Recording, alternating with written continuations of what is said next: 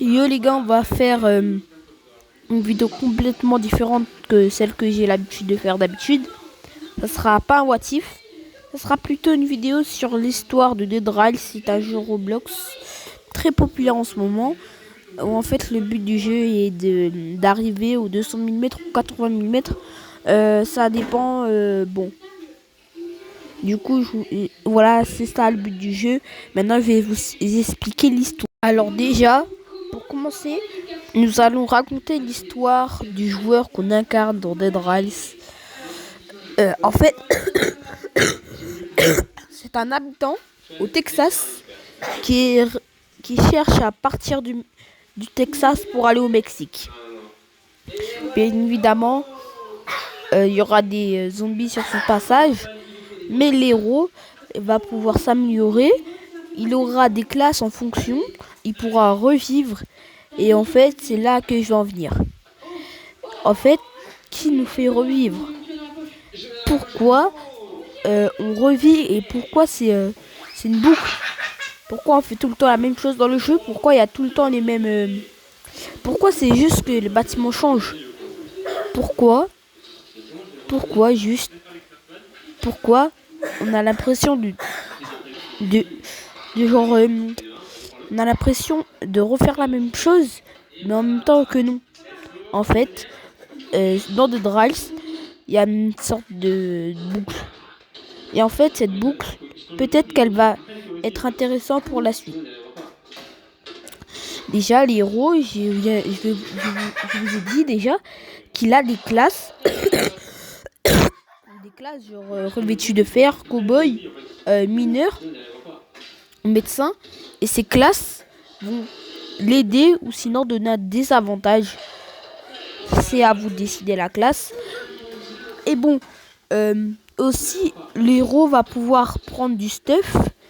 Et aussi, l'héros, du coup, le personnage qu'on incarne, a aussi, il peut choisir son train en fonction de ses tickets.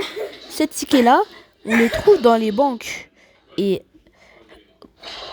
comment on ouvre les banques? Grâce au maire de la banque. Et ce maire se trouve dans des villages.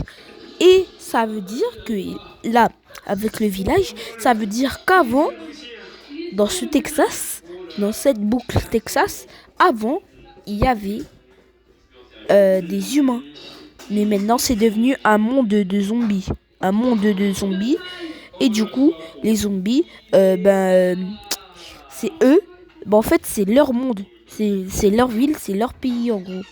Et du coup, c'est pour ça que les héros veulent à peu près se barrer du Texas. Et je veux en venir à un zombie très spécifique. Le zombie scientifique.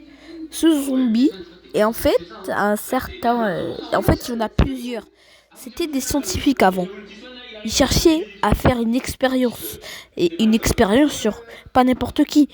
Sur un humain s'appelant Nikola. Nikola Tesla, pour être plus précis. Et Nikola Tesla, est-ce que c'est un humain? Bien sûr. Et je vais en venir parce que moi et Maël 974, vous savez, il a déjà commenté mes vidéos. Moi, on joue souvent à des drags et on a trouvé, on a fait revivre Nikola Tesla.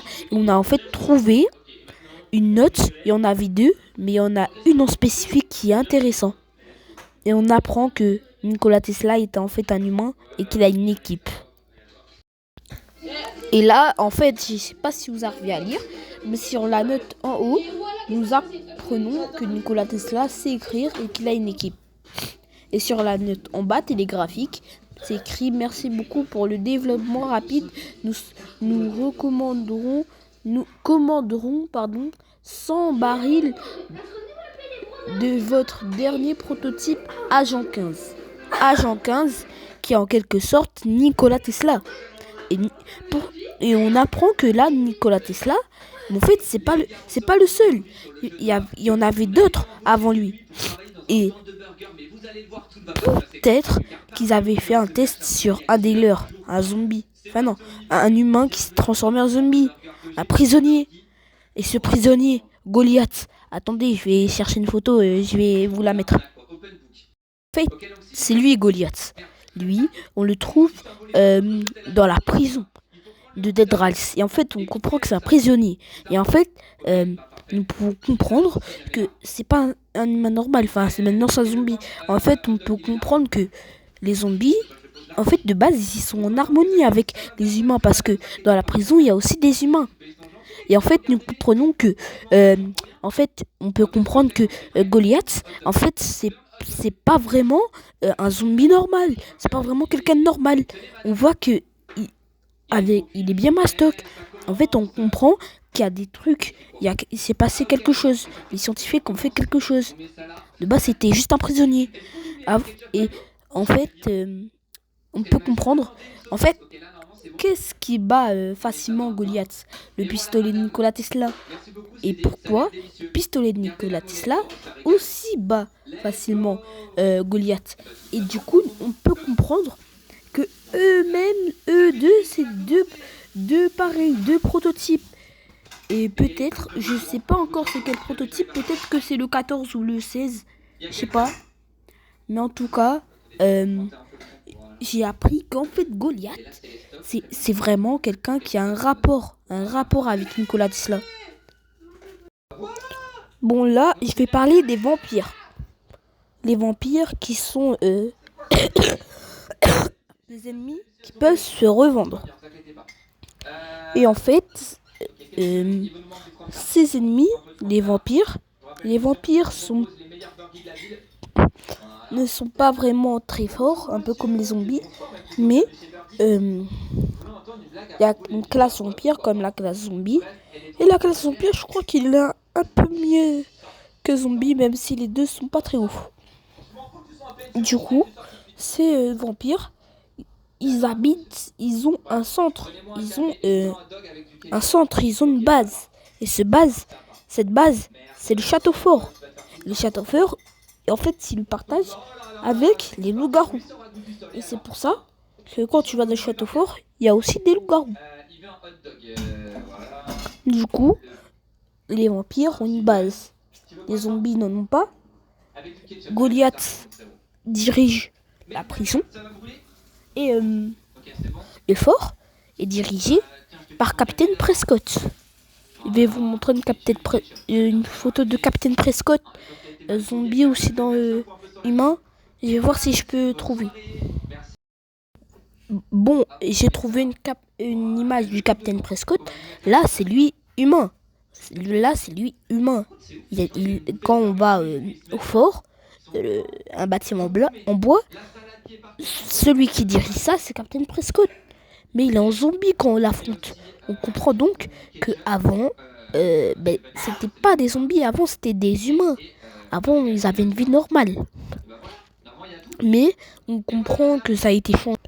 Du coup, je disais, il y a quelque chose, un virus, ce genre de quelque chose qui a pris, qui a infecté ceux qui habitent ici. En fait, il a infecté le Texas. Et en fait, ça peut-être que c'est relié, que Dead Rise est relié à DC Trip. Peut-être que c'est un peu relié. Genre, l'histoire est peut-être reliée. On comprend que il y a plusieurs univers de Dead Rise. On comprend. Bon, j'ai pas assez de matière, en fait, j'ai pas assez de théories, j'ai pas assez de trucs. En fait, parce que je parle pro à Dead Rise, je connais pas vraiment toute l'histoire. Du coup, je vais pas donner beaucoup de certitude. Mais peut-être que c'est connecté à Dusty Trip, qui est un autre jeu Roblox qui avant avait percé. Dusty Trip est un jeu auquel avant j'avais beaucoup joué, maintenant je joue plus trop. Enfin, je joue plus du tout. Et Dusty Trip, en fait, c'est un peu le même but. Arriver à un certain nombre de mètres avec un véhicule. Et en fait, peut-être qu'en fait, on était dans le Mexique avant. Peut-être que on était, non pas forcément dans le Mexique, on était dans une autre ville avant. Et après avoir fini, après il y a des Rise. Après peut-être qu'il y avait des Rise. Et bon, la théorie est un peu nulle, mais bon. Revenons à Captain Prescott. Captain Prescott, c'est Captain, quelqu'un de méchant. il voulait prendre... en fait, il avait un stand d'armes. Et c'est ce stand d'armes, ben, il en avait. Il avait une clé sur lui pour débloquer son bureau, sa salle. Il avait quelque chose. En fait, c'est comme si le capitaine Prescott nous cachait quelque chose. Mais bon, à un certain moment, on peut plus trop le savoir vu que l'héros l'a tué. Bon, en dernier, il fait parler du loup-garou. Bon, je vais faire plusieurs vidéos sur l'histoire de Dead Rise, mais là, je vais parler du loup-garou. Le loup-garou apparaît tout le temps. Il apparaît pendant les lunes de zombies, les lunes de sang, les pleines lunes, les lunes normales, le jour. Bon, la nuit d'orage, je suis pas sûr. Ah si, la nuit d'orage, il spawn. En fait, il est tout le temps là. C'est pas un loup-garou normal.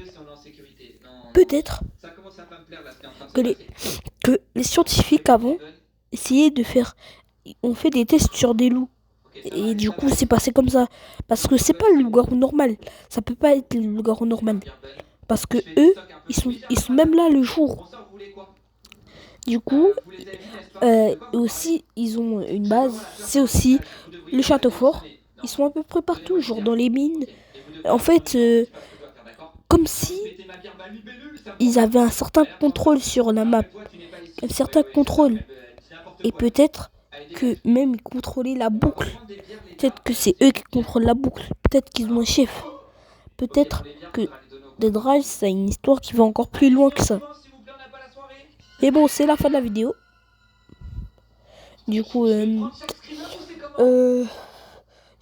une autre chose à dire sur les loups-garous. En fait, les loups-garous, avant, ils étaient plus redoutables. En fait, on comprend que... Oui, en fait, un loup-garou a été victime d'une certaine expérience. Et on a coupé sa tête. On a coupé en morceaux.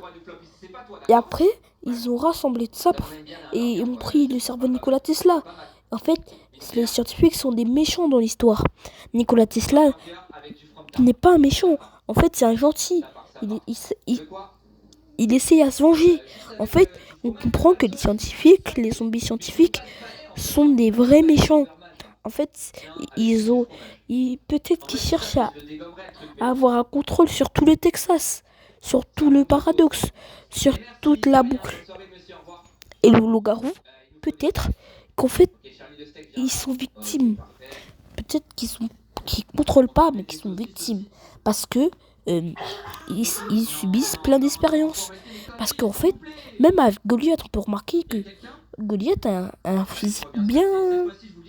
Alors peut-être que c'est grâce à les loups-garous, grâce au sang de loup-garou, grâce à presque tout en fait. Et l'héros, lui, il ne comprend pas. Le personnage qu'on incarne, normalement, il ne comprend pas. Et du coup, on comprend que l'héros veut partir au Texas. Mais aussi, il y a des méchants au Texas. Et peut-être que c'est pour ça qu'il veut partir au Mexique. En fait, il veut partir du Texas. Et le Mexique, il n'y a rien peut-être. Mais les zombies scientifiques ont vraiment un certain contrôle. Et genre, en fait, ils veulent utiliser Nikola Tesla comme une arme à volonté. Et Nikola Tesla, quand on le fait revivre, parce qu'il n'est pas mort de base. Parce qu'on peut bien voir qu'en fait, Nikola Tesla, il bouge les yeux dans le bocal. En fait, on peut comprendre qu'en fait, Nikola Tesla, pour nous remercier, nous donne le pistolet le plus cheaté du jeu. Et avec lui, on va pouvoir avancer de l'histoire. Et du coup, nous comprenons qu'en fait, les méchants, c'est les zombies scientifiques. C'est la fin de la vidéo. Ciao!